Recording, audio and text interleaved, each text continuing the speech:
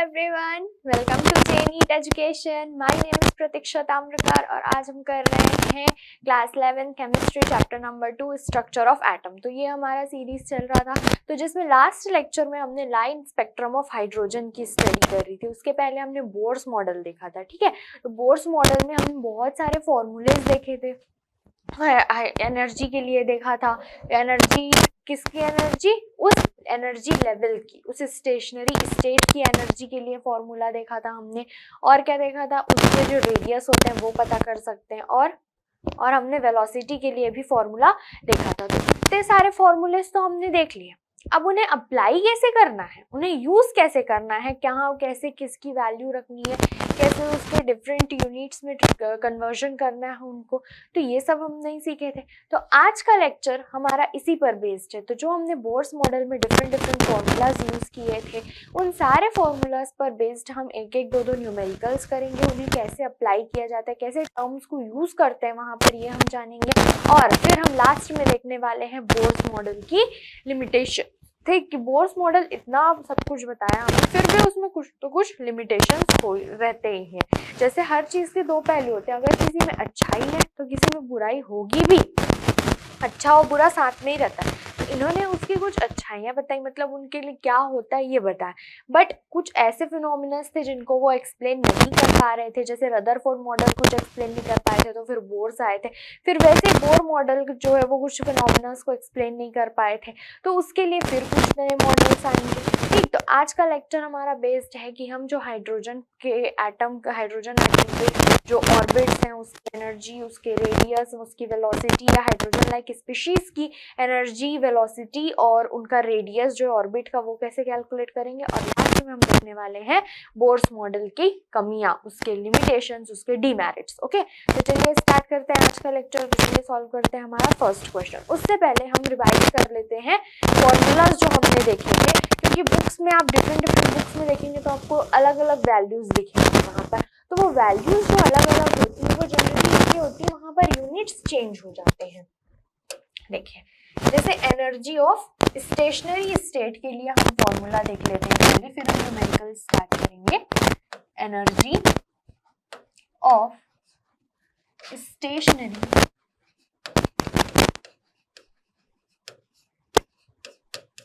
State, ठीक। तो इसके लिए En, ये मैं हाइड्रोजन लाइक केस के लिए बता रही हूँ। हाइड्रोजन के केस में वहां पर क्या हो जाएगा? 1 हो जाएगा, ठीक है, Z के जगह पे। तो क्या होता है फॉर्मूला?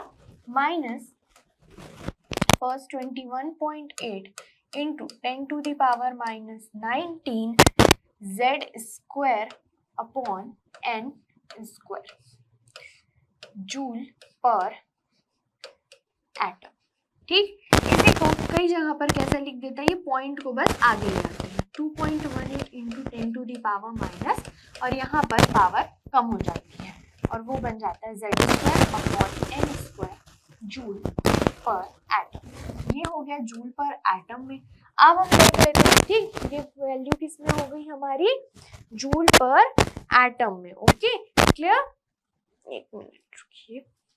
ठीक, जूल पर एटम में देख लिया हमने। अब हम देख लेते हैं किसमें देखते हैं, अब इलेक्ट्रॉन पर वोल्ट में देख लेते हैं। इलेक्ट्रॉन वोल्ट पर एटम। तो अगर इलेक्ट्रॉन वोल्ट पर एटम में आपको देखना है, जैसे हमने डिफरेंट एनर्जी लेवल्स की एनर्जी कैलकुलेट भी की थी, तो उसके लिए फॉर्मूला यूज करते हैं। तो क्या हो जाएगा? -13.6, और ये सिमिलर यहाँ पर Z²/N²। ये किसमें हो गया? इलेक्ट्रॉन वोल्ट पर एटम में।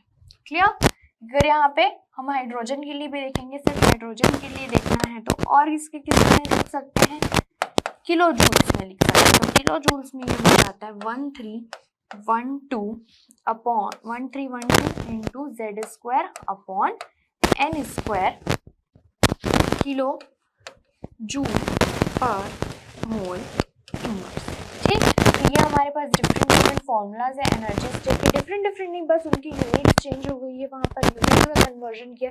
अगर सिर्फ हाइड्रोजन के लिए देखना है, ये हाइड्रोजन लाइक स्पीशीज के लिए, हाइड्रोजन लाइक स्पीशीज मतलब हीलियम पॉजिटिव और helium positive, lithium 2 positive, beryllium 3 positive. इन सारों के लिए जहां पर Z इज इक्वल्स टू क्या है, एटॉमिक नंबर, और N इज इक्वल्स टू है यहाँ पर शेल नंबर। शेल नंबर बोल सकते हैं, ऑर्बिट नंबर बोल सकते हैं क्या। और अगर मैं यहाँ सिर्फ हाइड्रोजन के लिए मैं देखना चाहूँ तो फॉर हाइड्रोजन के लिए क्या हो जाएगा, Z के जगह पे सिर्फ 1 हो जाएगा, तो ये फॉर्मूला कितने में चेंज हो जाएंगे, En इज इक्वल्स टू आ जाएगा -21.8 into 10 to the power -19/n² joule per atom. ठीक, फिर बस उसको वो चेंज कर लीजिएगा। अगर मैं इसमें देखना चाहूँ इलेक्ट्रॉन वोल्ट पर एटम में तो -13.6/n इलेक्ट्रॉन वोल्ट पर एटम। और किस में देख सकते हैं, कुल किलो जूल पर मोल इनवर्स, यहाँ पर इनवर्स नहीं है, ये कितना हो जाएगा -1312/n² kilo joule mole inverse. तो इस तरह से ये फॉर्मूलाज यहाँ पे दिए आपको। कभी जब आप बुक में देखेंगे तो न्यूमेरिकल्स में कभी नहीं यूज कर रहा, कभी ये या कभी कुछ भी यूज कर रहा है, तो हम यूज कर सकते हैं, बस आपको कन्वर्जन आना चाहिए जो यूनिट्स होते हैं उनमें। ठीक, ये तो हमने एनर्जी स्टेट्स के लिए देख लिया। अब हम देखते हैं किसके लिए, उसके रेडियस के लिए। रेडियस ऑफ ऑर्बिट और स्टेशनरी स्टेट।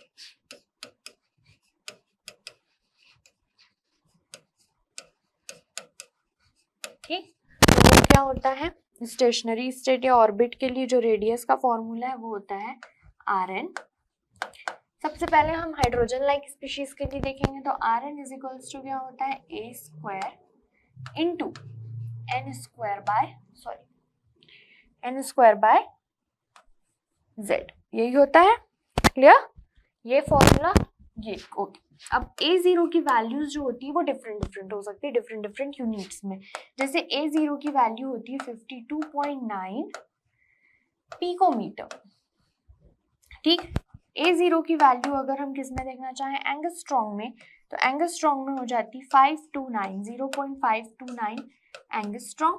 और A0 की वैल्यू कितनी हो जाएगी, 0 नैनोमीटर में अगर देखना चाहे तो 0.0529 नैनोमीटर। तो वहां पर आपको रेडियस जिस भी यूनिट में पूछा हुआ उसके अकॉर्डिंग आप यहाँ पर A0 की वैल्यू रख सकते हैं। अगर पिकोमीटर में पूछा है तो 52.9 पिकोमीटर रख सकते हैं, और अगर कुछ भी नहीं बोला तो आप अपने अकॉर्डिंग, आप पिकोमीटर में निकालना चाह रहे हैं, नैनोमीटर में निकालना चाह रहे हैं या एंगस्ट्रॉन्ग में निकालना चाह रहे हैं, आप वहाँ पे उसका कन्वर्जन भी कर सकते हैं, इसको भी यूज कर सकते हैं। मैं कन्वर्जन भी दिखाऊंगी आपको। ठीक है, तो 0.529 एंगस्ट्रॉन्ग रख दीजिएगा अगर आपको रेडियस एंगस्ट्रॉन्ग में कैलकुलेट करना है तो। अगर नैनोमीटर्स में कैलकुलेट करना है तो 0.0529 नैनोमीटर रख सकते हैं। अगर यहाँ पर अगर सिर्फ ये किसके लिए था, हीलियम पॉजिटिव, बेरिलियम 3 पॉजिटिव और लिथियम 2 पॉजिटिव के लिए। अगर मैं सिर्फ हाइड्रोजन के लिए देखना चाहूँ तो ये Z क्या आपको पता है, एटॉमिक नंबर है। और अगर मैं सिर्फ हाइड्रोजन के लिए देखना चाहूँ तो Rn क्या हो जाएगा, A0n², because for hydrogen Z is equals to 1, atomic number of Z is equals to 1। ये भी क्लियर आपको। ठीक, अब वेलोसिटी देख लेते हैं, velocity of electrons, velocity of electron in different orbits. तो इसका फॉर्मूला होता है velocity of electron in different orbits। ठीक है, तो इसके लिए फॉर्मूला है V is equals to V0 into Z by N। Here V0 is velocity of electron in its first orbit। Clear, इसकी वैल्यू वहां पे आपको याद होनी चाहिए।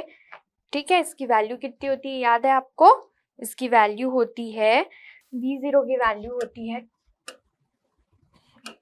V0 की वैल्यू होती है 2.186 इंटू 10⁶ मीटर पर सेकेंड। और अगर सेंटीमीटर्स में देखना चाहेंगे तो 1 इंटू 10⁸ सेंटीमीटर पर सेकेंड। ठीक, ये क्लियर हो गया यहाँ तक। अब हम स्टार्ट कर सकते हैं न्यूमेरिकल बनाना, क्योंकि आपको फॉर्मूलाज क्लियर होना बहुत ज्यादा जरूरी थे। ठीक है, तो चलिए स्टार्ट करते हैं अब हम हमारे न्यूमेरिकल्स। ओके, तो यहाँ पर फर्स्ट न्यूमेरिकल जो हम देखने वाले हैं वो है calculate the energy associated with the first orbit of helium. What is the radius of this orbit? तो आपको क्या करना है, हीलियम एटम है, हीलियम पॉजिटिव, हीलियम आयन है, ठीक है, तो वो कैसा हाइड्रोजन लाइक स्पीशीज है। तो calculate the energy associated with first orbit of helium. तो हीलियम के फर्स्ट ऑर्बिट से जिसकी एनर्जी कितनी है ये आपको कैलकुलेट करना है। और क्या बोला हुआ है, what is the radius of this orbit, और इस ऑर्बिट की रेडियस भी कैलकुलेट करनी है। तो एनर्जी के लिए फॉर्मूला क्या होता है, एनर्जी के लिए फॉर्मूला होता है En is equals to -2.18 into 10⁻⁻18 bracket में क्या होता है Z² upon n square. Okay, तो यहाँ पे ये एनर्जी के लिए फॉर्मूला किसमें होता है, ये जूल्स पर एटम। आप इलेक्ट्रॉन वोल्ट पर एटम चाहे तो वो भी यूज कर सकते हैं, और अगर आप किलो जूल में चाहते हैं तो उसमें भी आप उस फॉर्मूले को भी यूज कर सकते हैं। अभी हम ये वाला कर लेते हैं, ठीक है, 2.18 into 10⁻⁻18 into Z² upon n²। तो हमें किसके लिए कैलकुलेट करना है, हीलियम के लिए। तो for helium Z is equals to 2, किस ऑर्बिट के लिए करना है, calculate the energy associated with first orbit. First orbit के लिए n की वैल्यू कितनी हो जाएगी 1, तो फॉर एनर्जी कितनी हो जाएगी उसकी, En is equals to -2.18 into 10⁻⁻18। यहाँ Z की वैल्यू रखेंगे, Z मीन्स एटॉमिक नंबर, 2 का स्क्वायर इंटू 1 का स्क्वायर। ये कितना आ जाएगा हमारे पास, -2.18 इंटू 10⁻⁻18, 2 का स्क्वायर 4, ये आ जाएगा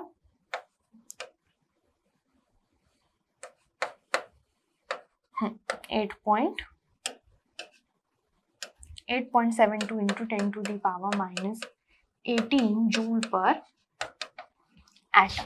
ये हमने निकाल लिया हीलियम एटम के लिए, हीलियम आयन के लिए उसकी एनर्जी फर्स्ट ऑर्बिट की। अब हमें क्या निकालना है, रेडियस। ओके, तो रेडियस के लिए फॉर्मूला क्या था, radius Rn is equals to क्या था, 50 A0। ठीक, रेडियस के लिए फॉर्मूला क्या था, A0 into n² by Z, यही फॉर्मूला था। ठीक है, तो Rn इज इक्वल्स टू, हमें किस तरीके, what is the radius of this orbiter था, फर्स्ट के लिए ही निकालना है। तो यहाँ पर भी n इज इक्वल्स टू 1 और z इज इक्वल्स टू 2, और A0 आप पिकोमीटर में भी ले सकते हैं या नैनोमीटर में भी ले सकते हैं, या फिर आपकी जो इच्छा, पिकोमीटर, नैनोमीटर, एंगस्ट्रॉम, जिसमें भी ले सकते हैं, क्योंकि जो रेडियस होती है वो बहुत ही छोटी होती है, तो हम इन तीनों ही यूनिट्स में उसको मेजर करेंगे। तो A0 में यहाँ पर पिकोमीटर्स में कैलकुलेट कर लेती हूँ। A0 की वैल्यू मैं ले लेती हूँ 52.9 पिकोमीटर।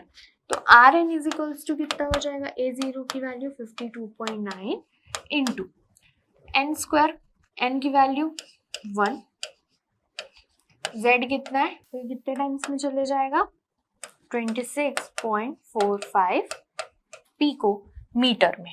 ठीक, ये पिकोमीटर में हो गया। आप अभी इसे चेंज करना चाहते हैं तो बिल्कुल पहले आप इसे नोट कर लीजिए, फिर हम इसे डिफरेंट यूनिट्स में चेंज भी करेंगे।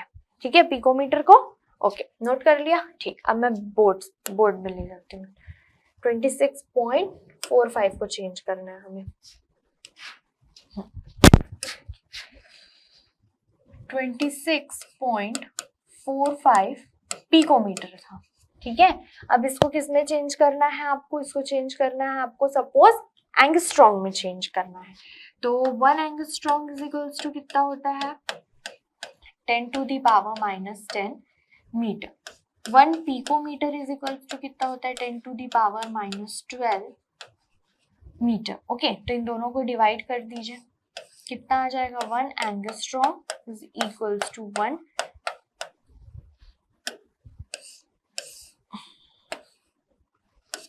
1 angstrom is equals to 1 picometre is equals to, ये ऊपर जाके 10 to the power minus 10 plus 12 कितना आ जाएगा 10 टू द पावर प्लस 2। तो 1 एंगस्ट्रॉम इज इक्वल्स टू कितना होता है 10 टू द पावर 2 पिकोमीटर। तो 1 पिकोमीटर इज इक्वल्स टू कितना हो जाएगा 10 to the power minus 2 angstrom. ठीक, तो यहाँ पर हमारे पास कितना पिकोमीटर है 26.45 पिकोमीटर है। तो 26.45 पिकोमीटर को मैं एंगस्ट्रॉम में चेंज कर 1 picometre is equals to 10 to the power minus 2 angstrom. तो this equals to 26.45 into 10 to the power minus 2 angstrom. तो इसको कर लीजिए 26.45, ये 2 जीरो नीचे और यहाँ के भी 2 जीरो उधर के नीचे, तो 1 2 3 4, तो यहाँ पर 4 डिजिट्स के बाद ये आ गया आपका एंगस्ट्रॉम में वैल्यू। ठीक, ये हो गई एंगस्ट्रॉम में वैल्यू। अब नैनोमीटर में निकालना है आपको। ठीक, तो नैनोमीटर में देखते हैं 1 पिकोमीटर इज इक्वल्स टू, तो पता ही आपको 10 to the power minus 12 metre. 1 nanometre is equals to कितना होता है 10 to the power minus 10 to the power minus 9 metre. कितना होता है, डिवाइड कर दीजिए दोनों को, कितना आ जाएगा 1 picometre is equals to 1 nanometre is equals to 10 to the power minus 12 plus 9, ये हो जाएगा 10 टू द पावर माइनस 3 आ गया। तो 1 picometre upon 1 nanometre is equals to कितना आ रहा है, दोनों का ratio 10 to the power minus 3, यानी 1 पिकोमीटर इक्वल होता है 10 to the power minus 3 nanometre के। तो हमारे पास कितनी वैल्यू थी 26.45 पिकोमीटर का। तो अगर आप इसे नैनोमीटर में चेंज करना चाहते हैं तो 26.45 को इंटू कर दीजिए किससे 10 to the power minus 3 nanometre से। ठीक है, तो इसको और कैसे लिख सकते हैं, ये इजी बता रही हूँ मैं, बहुत इजीली। तो ये पॉइंट इसको नीचे ले आइए 1 2 3, क्योंकि बहुत से बच्चों को कंफ्यूजन होता है कि किधर आगे बढ़ाना है किधर पीछे करना है पॉइंट्स को। तो मैं पूरा ही पॉइंट्स हटा देती हूँ, ये पॉइंट हटेंगे तो यहाँ पे 2 जीरो, तो देखिए 1 2 3 4 5, तो 5 डिजिट के बाद पॉइंट्स लगा दीजिए। तो ये 2 6 4 5, तो 1 2 3 4 ही डिजिट हुए, तो यहाँ पे एक और लगा दीजिए और ये पॉइंट। तो ये हो गया हमारा नैनोमीटर में आंसर। ठीक, क्लियर है आपको? ओके, नैनोमीटर का मीटर, नैनोमीटर पिकोमीटर का कन्वर्जन आ गया आपको कि 1 पिकोमीटर किसके इक्वल होता है 10 to the power minus 2 angstrom के, और 1 पिकोमीटर इक्वल होता है 10 to the power minus 3 nanometre के। तो इस तरह से हम उसको चेंज भी कर सकते हैं, आप डायरेक्ट वहां पर वैल्यू रख लीजिए पिकोमीटर नैनोमीटर की जो A0 की वैल्यू थी उसको। ठीक है, तो चलिए अब नेक्स्ट क्वेश्चन देखते हैं। ये सॉल्व हो गया हमारा। नेक्स्ट है calculate the radius of the Bohr's fifth orbit of hydrogen atom. Also calculate the radius of third orbit of the helium ion. Okay, तो आपको क्या कैलकुलेट करना है, रेडियस कैलकुलेट करना है। रेडियस कैलकुलेट करना है बोर्स एटम का, sorry Bohr's fifth orbit of hydrogen, hydrogen के फिफ्थ ऑर्बिट, मतलब n की वैल्यू कितनी होगी यहाँ पर 5 होगी। ओके, n की वैल्यू कितनी होगी 5 होगी यहाँ पर। और also calculate the radius of third orbit of helium ion, और हीलियम आयन के थर्ड ऑर्बिट का भी रेडियस कैलकुलेट करना। बहुत इजी क्वेश्चन है, बहुत ही बेसिक सा क्वेश्चन है। चलिए तुरंत सॉल्व कर लेते हैं हम।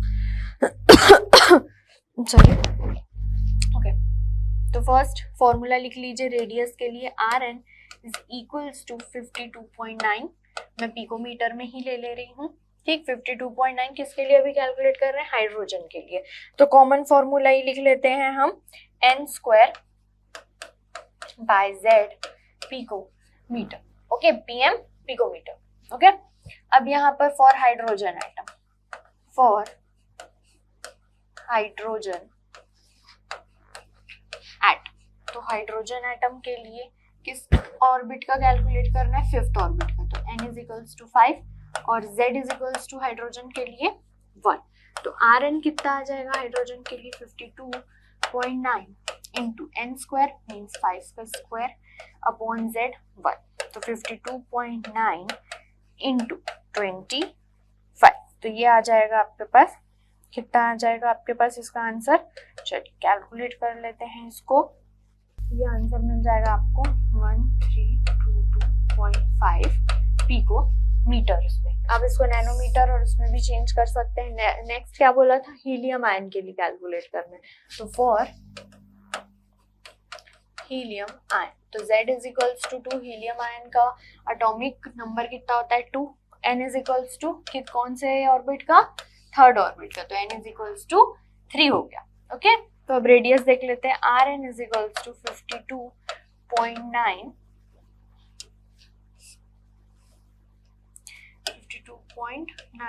Into n square. n कितना है? 3 स्क्वायर बाय z कितना?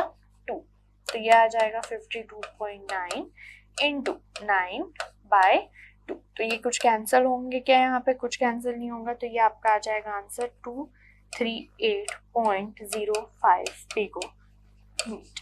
ठीक, ये बहुत ही इजी क्वेश्चंस है। अभी मैं आपको इजी करा रही हूँ, फिर जब नेक्स्ट लेक्चर होगी उसमें हम थोड़े टफ क्वेश्चंस भी देखेंगे। हो गया? चलिए नेक्स्ट क्वेश्चन।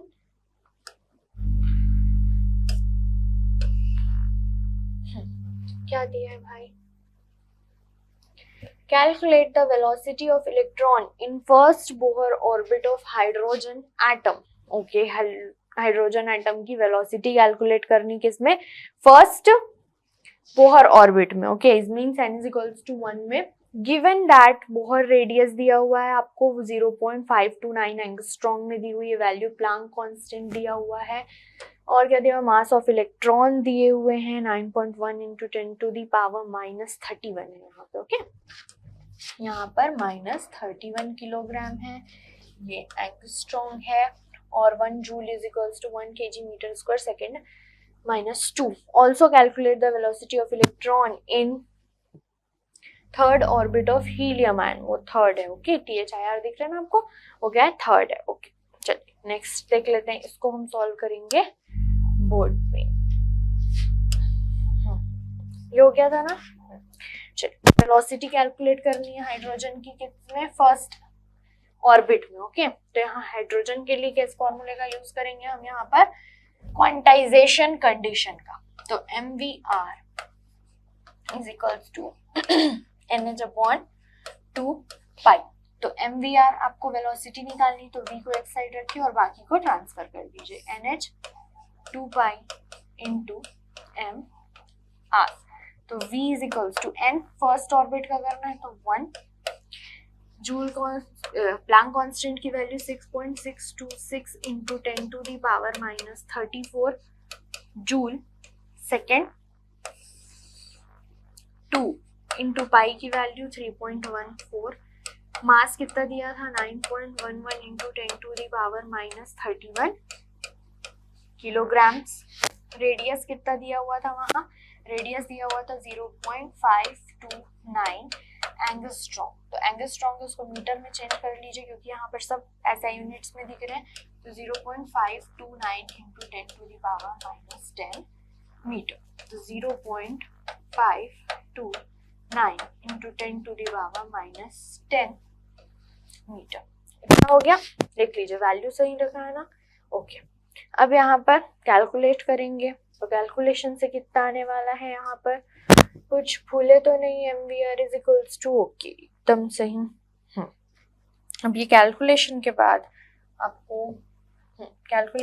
आपको वैल्यू मिलने वाली है 2.189 इंटू 10 टू दी पावर 6। इसको आप जब पूरा कैलकुलेट करेंगे तो ये वैल्यू मिलने वाली है आपको। यूनिट्स देख लीजिए, जूल सेकेंड भी है, किलोग्राम इनवर्स ऊपर चले जाएगा, और मीटर भी कहाँ चले जाएगा? ऊपर में चले जाएगा। ओके, बट यहाँ पर 1 जूल करके भी आपको एक वहां पर लाइन दिया हुआ था कि 1 joule is equals to 1 kilogram metre square second -2। तो यहाँ पर रखिए इस यूनिट में, तो V इज इक्वल्स टू क्या आ जाएगा? 2.18 into 10 to the power 6 joule के जगह पर kg into metre square into second -2। और ये पूरे, ये सिर्फ इस जूल के जगह पे रख रही हूँ मैं, ये इसमें का ही रख रही हूँ। Second into kg inverse into metre inverse. तो यहाँ पर ये केजी कैंसल, दोनों एक दूसरे के इनवर्स में, बेस सेम मीटर मीटर, तो यहाँ पर क्या आ जाएगा 2.18 इंटू 10⁶। इस मीटर में से यहाँ पे का जो मीटर स्क्वायर है इससे एक माइनस हो गया तो 1 मीटर, यहाँ सेकेंड -2 है, यहाँ सिर्फ 1 है, तो ये आ जाएगा मीटर पर सेकेंड, क्योंकि हमारी जो वेलोसिटी होती है उसकी यूनिट क्या होती है, मीटर पर सेकेंड। तो ये रहा हमारी फर्स्ट हाइड्रोजन के फर्स्ट ऑर्बिट में उसकी वेलोसिटी। अब हमें क्या निकालना था, देख लेते हैं। अब हमें निकालना था also calculate the velocity of electron in third orbit of helium ion. Helium ion की थर्ड ऑर्बिट में वेलोसिटी निकालनी थी। तो अब हम लगाएंगे फॉर्मूला। तो फॉर्मूला क्या था, v is equals to v0 into क्या होता है z बाय n, यही फॉर्मूला होता है। क्लियर? तो यहाँ v0 की वैल्यू हमने निकाल ली है। v0 क्या होता है, velocity of electron in its first orbit, यही होती है उसकी वैल्यू। ठीक, z हीलियम के लिए निकाल रहे हैं हम, फॉर हीलियम आयन उसके थर्ड ऑर्बिट के लिए, तो n इज इक्वल्स टू 3 और z इज इक्वल्स टू 2। ठीक है, तो ये कितना आ जाएगा हमारे पास v0, यही v0 है। ओके, 2.18 इंटू 10⁶ इंटू z कितना है 2, n की वैल्यू कितनी है हमारे पास 3। तो इसे आप कैलकुलेट 2 8 9 तो 3 से तो नहीं जाएगा ये, तो इसको डायरेक्ट कैलकुलेशन ही करना पड़ेगा।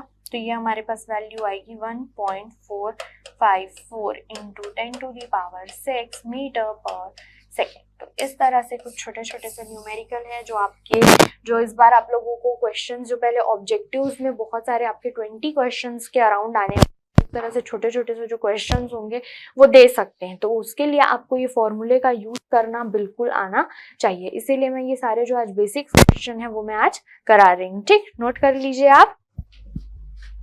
चलिए, हो गया। चलो नेक्स्ट क्वेश्चन देखते हैं।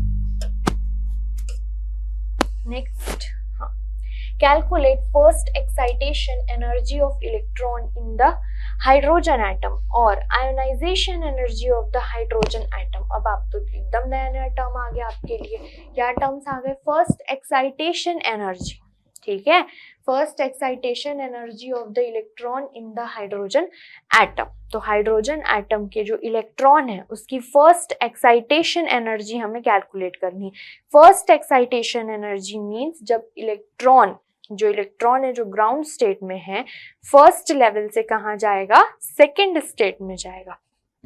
फर्स्ट एनर्जी लेवल से कहाँ जंप करके जाएगा, सेकेंड एनर्जी लेवल में, तो उसको बोलते हैं फर्स्ट एक्साइटेशन स्टेट। ओके, तो इसे कहाँ बोर्ड में ही सॉल्व कर लेते हैं। तो बोर्ड में करते हैं सॉल्व। ओके, तो first excitation energy, okay, first excitation energy calculate करनी थी। तो एक्साइटेशन एनर्जी क्या होती है, excitation energy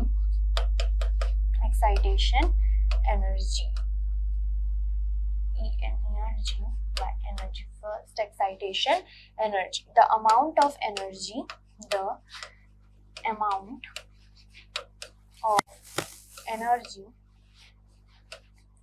required the electron for excite n is equals to 1 ground state, 2 n is equals to 2 first excited state। Okay, ये होती है excitation energy. Means आपको क्या कैलकुलेट करना है कि जब इलेक्ट्रॉन इस E1 एनर्जी लेवल में था तो यहाँ पर E2 में जाने के लिए उसने कितनी एनर्जी एब्जॉर्ब की होगी, उसकी एक्साइटेशन। यहाँ से यहाँ गया मतलब कुछ एनर्जी एब्जॉर्ब किया होगा, और वो हम कैसे निकालते हैं, delta E is equals to E2 minus E1 से। ठीक, तो उसके लिए फॉर्मूला देख लेते हैं, कौन सा फॉर्मूला यूज करें। अब यहाँ पर हम मोल्स वाला यूज कर लेते हैं, किलो जूल पर मोल्स। तो किलो जूल पर मोल्स के लिए n एनर्जी स्टेट्स की, इसके लिए वैल्यू क्या होती है जो n एनर्जी स्टेट्स होता है, nth एनर्जी लेवल जो होता है, जैसे 1 2 3 4 एनर्जी लेवल है, वैसे किसी भी एनर्जी लेवल के लिए जो एनर्जी के लिए फॉर्मूला क्या होता है, -1312 upon n square kilo joule mole inverse. ठीक, ये भी फॉर्मूला मैंने बताया था आपको। तो इसके लिए n इज इक्वल्स टू 2 हो जाएगा, तो 1312 अपॉन n स्क्वायर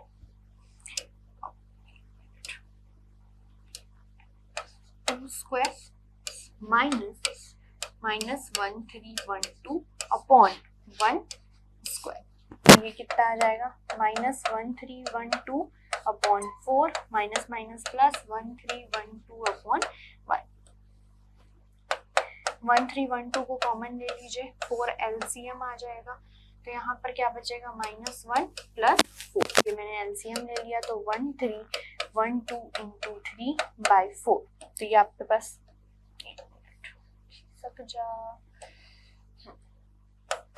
तो ये हमारे पास आ जाएगा answer 984 kilo joule mole inverse. मतलब उसकी फर्स्ट एक्साइटेशन एनर्जी कितनी है, 984 किलो जूल मोल इनवर्स, यानी जो इलेक्ट्रॉन यहाँ पर इस स्टेट में, तो वो 984 kilo joule mole inverse energy जब एब्जॉर्ब करेगा तब वो कहाँ जंप करके जाएगा, हायर एनर्जी लेवल पे। ठीक है, ओके।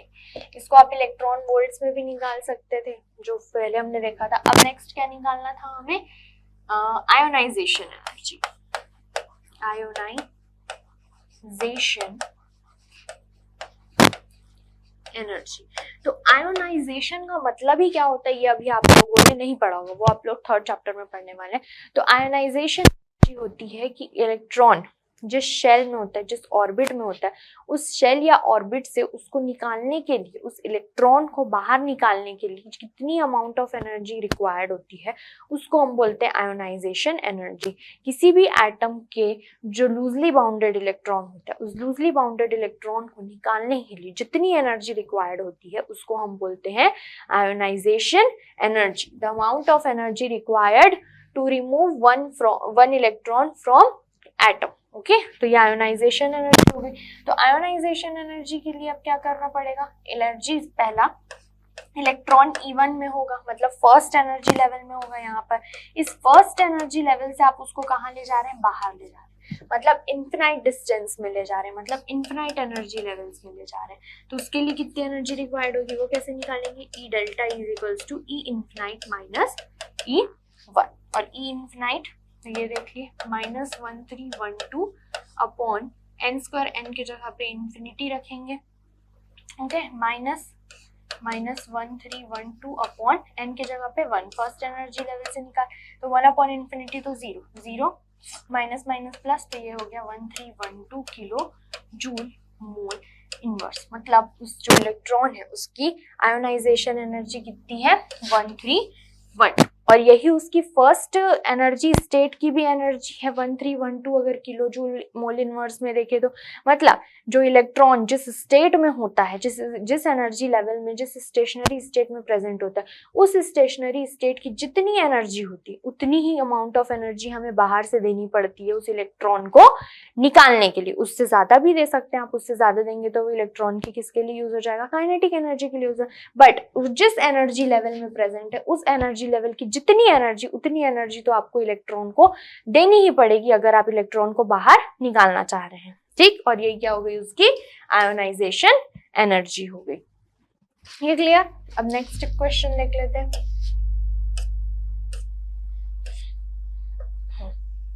क्या दिया हुआ है, the ionisation energy of hydrogen in excited state is 0.85 electron volt. what will be the energy of the photon emitted when it returns to the ground state? Okay, पहले ध्यान से क्वेश्चन देखते हैं। The ionization energy of hydrogen in excited state is, the ionization energy of hydrogen in excited state is 0.85। मतलब जब hydrogen अपने excited state पे था, ग्राउंड्स पे नहीं, एक्साइटेड स्टेट पे था, मतलब हायर एनर्जी लेवल पे था, उस हायर एनर्जी लेवल से इलेक्ट्रॉन को बाहर निकाल रहे हैं, तो हमें 0.85 इलेक्ट्रॉन वोल्ट की एनर्जी हमें देनी पड़ रही है। ठीक है, तो what will be the energy of the photon emitted when it returns to the ground state? यानी कि जब इलेक्ट्रॉन उस हायर एनर्जी लेवल पे था, उस हायर एक्साइटेड स्टेट पे था, तो एक्साइटेड स्टेट से जब इलेक्ट्रॉन ग्राउंड लेवल पे आएगा तो कितनी एनर्जी एमिट करेगा, ये निकालना है हमें। ठीक, तो यहाँ पर एनर्जी किसके टर्म्स में दी हुई, किस यूनिट में दी हुई है, इलेक्ट्रॉन वोल्ट्स में दी हुई है, तो हम भी इलेक्ट्रॉन वोल्ट्स वाला ही फॉर्मूला ही यूज करेंगे। ठीक, फॉर nth, फॉर एनर्जी के लिए क्या फॉर्मूला होता है इलेक्ट्रॉन वोल्ट्स के टर्म में, -13.6 upon n square electron volt. Okay, तो यहाँ पर देखिए फर्स्ट एनर्जी लेवल के लिए वैल्यू क्या हो जाएगी, द एनर्जी ऑफ फर्स्ट या ground energy level, the energy of ground level. तो ग्राउंड लेवल की एनर्जी कितनी हो जाएगी, ग्राउंड लेवल मींस जब n इज इक्वल्स टू 1, तो n इज इक्वल्स टू 1, तो ये कितना आ जाएगा, -13.6 इलेक्ट्रॉन वोल्ट। अब हमें क्या दिया हुआ है, the energy of hydrogen in excited state, ionisation energy of hydrogen in excited state कितना दिया हुआ है,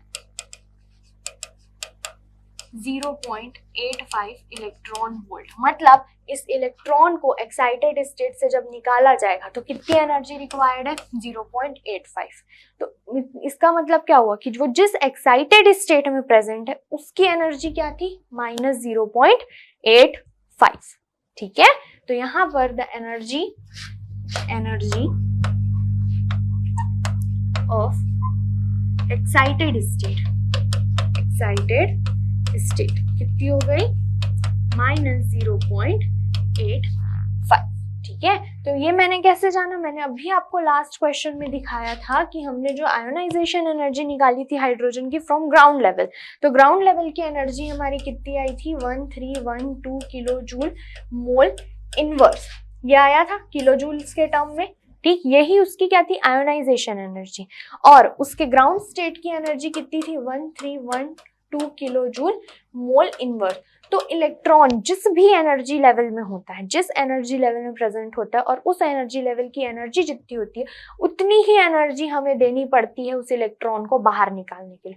अभी इलेक्ट्रॉन कहाँ था, एक्साइटेड स्टेट में था, तो एक्साइटेड स्टेट से बाहर निकालने के लिए कितनी एनर्जी दी गई उसको, 0.85 इलेक्ट्रॉन वोल्ट। मतलब उस जो एक्साइटेड स्टेट में था, जिस हायर एनर्जी लेवल में था, एक्साइटेड स्टेट मतलब हायर एनर्जी लेवल, तो जिस हायर एनर्जी लेवल में वो इलेक्ट्रॉन प्रेजेंट रहा होगा उसकी एनर्जी कितनी रही होगी, -0.85। तभी तो 0.85 एनर्जी उसने दी, क्योंकि उतनी एनर्जी उस लेवल की थी। जब उतनी एनर्जी आप दोगे उसको तभी तो इलेक्ट्रॉन बाहर निकलेगा ना, तो ये एक्साइटेड स्टेट की हो गई।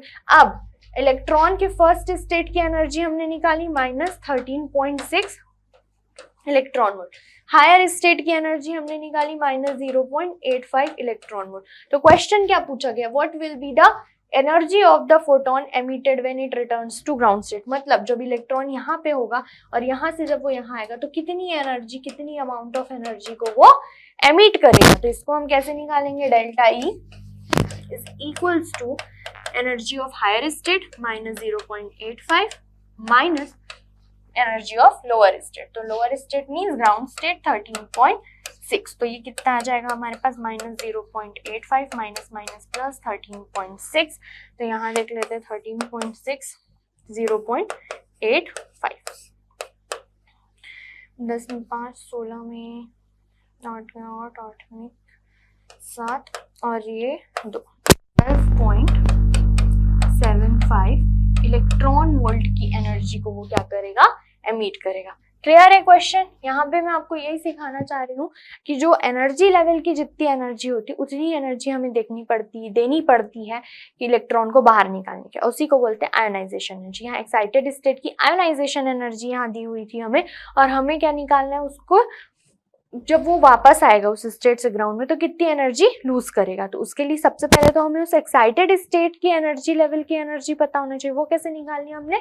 आयोनाइजेशन एनर्जी से, क्योंकि जिस स्टेट में है उसकी जितनी एनर्जी है उसमें आप उतनी एनर्जी जब बाहर से दोगे तब तो इलेक्ट्रॉन निकलेगा ना। अगर आप उससे, हमने वो जो पढ़ा था प्लांक क्वांटम थ्योरी से फिर फोटो इलेक्ट्रिक इफेक्ट पढ़ा था हमने, ठीक। तो वहां पर एक फिक्स्ड अमाउंट की देनी पड़ती है ना, और कम से कम इतनी तो देनी ही पड़ती है कि वो बाइंडिंग एनर्जी को ब्रेक कर पाए। तो यहाँ पर इसकी बाइंडिंग एनर्जी, सपोज इलेक्ट्रॉन को वो अट्रैक्ट करके रखने वाली एनर्जी कितनी रही होगी? -0.85। तो आप उतनी एनर्जी तो दोगे ही ना कि इलेक्ट्रॉन, न्यूक्लियस जो इलेक्ट्रॉन को छोड़ दे ताकि वो बाहर निकल जाए। क्लियर? अब नेक्स्ट क्वेश्चन जो कि हमारा लास्ट क्वेश्चन है, नोट कर लिया इसको। To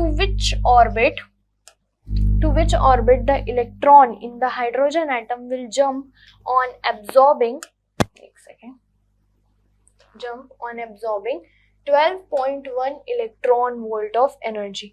To which orbit the electron in the hydrogen atom will jump on absorbing 12.1 electron volt? तो यहाँ पर बोल रहे हैं कि जो इलेक्ट्रॉन है वो 12.1 इलेक्ट्रॉन वोल्ट की जब एनर्जी को एब्जॉर्ब कर लेगा तो वो किस एनर्जी लेवल में जंप करके चला जाएगा। तो देखते हैं यहाँ पर। तो इलेक्ट्रॉन सबसे पहले कहाँ होगा? ग्राउंड स्टेट में प्रेजेंट होगा। तो ग्राउंड स्टेट की एनर्जी निकाल लेते हैं हम। तो En इज इक्वल टू कितना? -13.6। यहाँ इलेक्ट्रॉन वोल्ट में दिया हुआ इसलिए मैं इलेक्ट्रॉन वोल्ट वाला फॉर्मूला यूज कर रही हूँ। तो यहाँ पर ग्राउंड स्टेट के लिए n इक्वल टू 1, तो En कितना आ जाएगा? -13.6 इलेक्ट्रॉन वोल्ट। तो इनिशियली ग्राउंड स्टेट में उसकी एनर्जी कितनी? -13.6। उसने कितनी एनर्जी एब्जॉर्ब की? 12.1। तो 12.1 एब्जॉर्ब की तो उसकी एनर्जी कितनी हो जाएगी? -13.6 12.1। तो ये कितना हो जाएगा? 12.6, ये 13.6। तो यहाँ पर देखिए ये माइनस करते हैं तो ये कितना आ जाएगा हमारे पास? 6 - 1 5 और ये 1, और बड़ा डिजिट कौन है? माइनस साइन के साथ। तो ये कितना आ गया? -1.5 इलेक्ट्रॉन वोल्ट। मतलब वो जिस भी एनर्जी स्टेट में जाएगा एब्जॉर्ब करने के बाद उस एनर्जी स्टेट की एनर्जी कितनी होगी?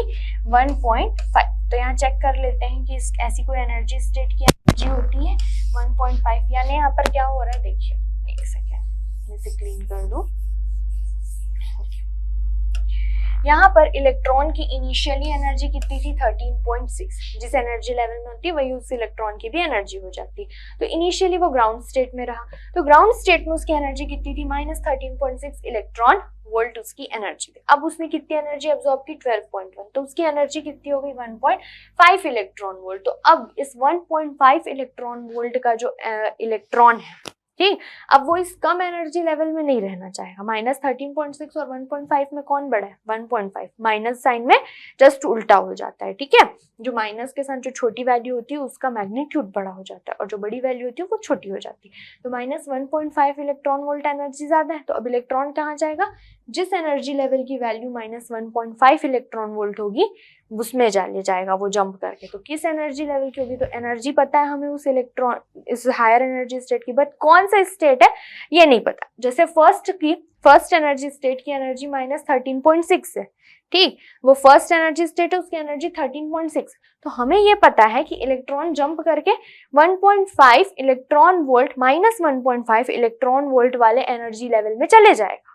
बट ये कौन सा एनर्जी लेवल है? सेकंड है, थर्ड है, फिफ्थ है, सिक्स्थ है, कौन सा एनर्जी लेवल ये नहीं पता। तो वो निकालेंगे हम with the help of this formula. Energy कितनी उस स्टेट की?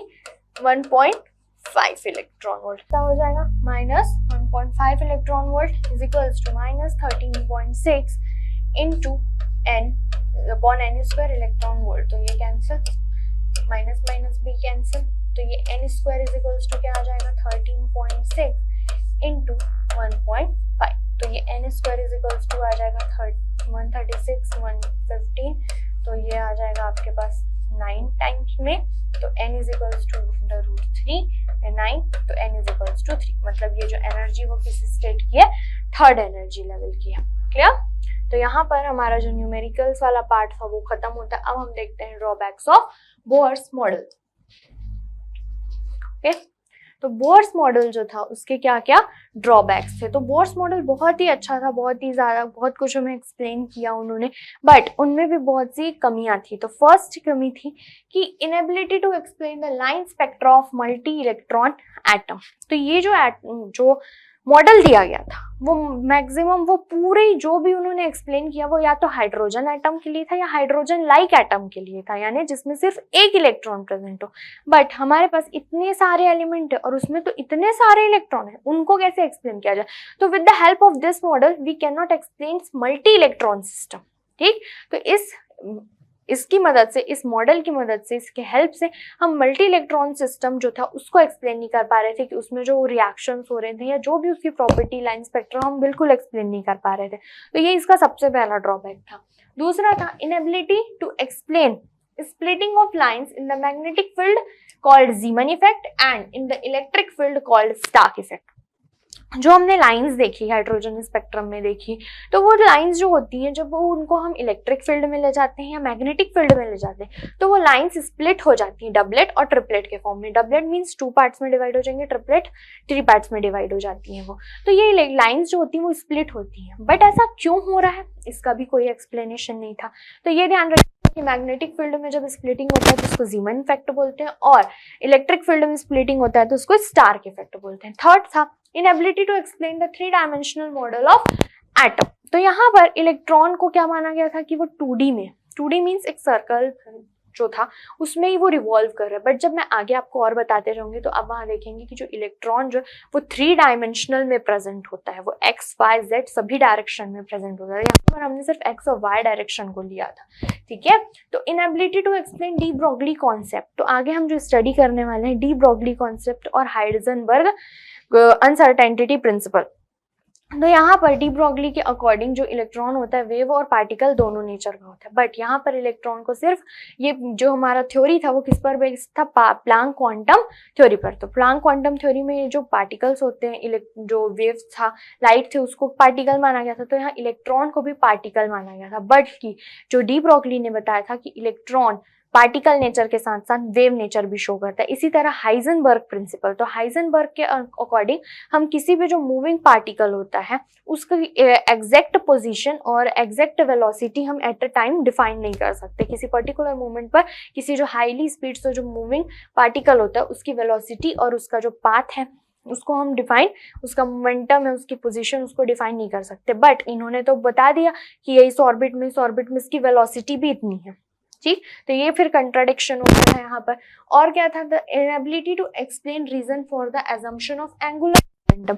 तो यहाँ पर इन्होंने एंगुलर मोमेंटम को, मैंने बताया था क्वांटाइजेशन कंडीशन, तो एंगुलर मोमेंटम को इन्होंने क्यों कंसिडर किया था इसका भी वहां पर कोई एक्सप्लेनेशन नहीं था। बस इन्होंने बोल दिया कि एंगुलर मोमेंटम जो है NH/2π के इक्वल होना चाहिए। बट क्यों इक्वल होना चाहिए ये उन्होंने नहीं बताया था। तो ये सारे जो बोर्स मॉडल के डीमेरिट्स थे, लिमिटेशंस थे। तो आज के लेक्चर में इतना ही, मिलते हैं नेक्स्ट वीडियो लेक्चर में। Thank you.